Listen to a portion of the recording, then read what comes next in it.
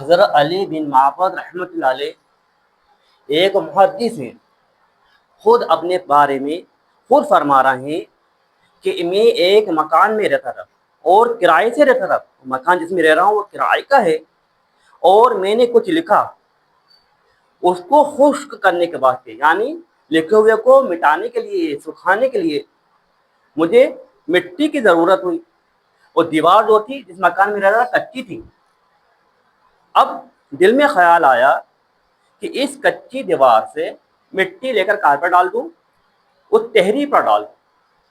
جب میرے یہ خیال آیا تو میرے دل میں ایک خیال اور آیا کہ یہ مکان جس کرائے میں کرائے کے مکان لے رہا ہوں، یہ میں نے رہنے کے واسطے لیا، کائے کے لیا؟ رہنے کے واسطے لیا ہے، نہ کہ مٹی لینے کے واسطے۔ لیکن پھر دل میں خیال آیا کہ یہ مٹی جو میں لے رہا ہوں، جو میں کھرچ رہا ہوں، تھوڑی سی تو ہے، وہ مٹی ہے، اس کی حیثیت کیا ہے؟ یہ کیا چیز ہے؟ تو کیا فرما رہا ہے؟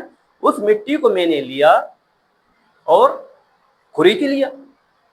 رات کو خواب دیکھنا ہے، اور خواب میں کوئی آتا ہے، کوئی شخص حاضر ہوتا ہے، وہ کہتا ہے کہ مٹی تو لے لی، اور قیامت کو پتہ چلے گا کہ مٹی تھی اور اس کی کیا چیز تھی، مٹی تھی اور کیا چیز تھی۔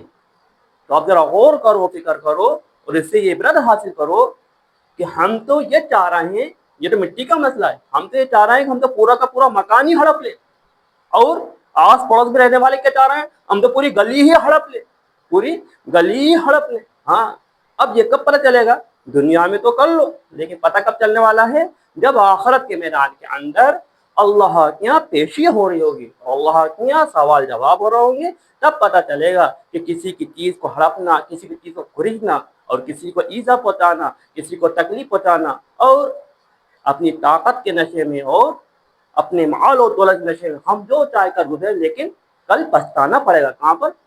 قیامت کے میدان میں، اللہ کے سامنے، وہاں کوئی ساتھ دینے والا نہیں ہوگا۔ اس لیے کہو انشاءاللہ ان ساری برائیوں سے اپنے آپ کو بچائیں گے، اور جس کا لیا ہے اس کو واپس لوٹانے، کہو انشاءاللہ لوٹائیں گے۔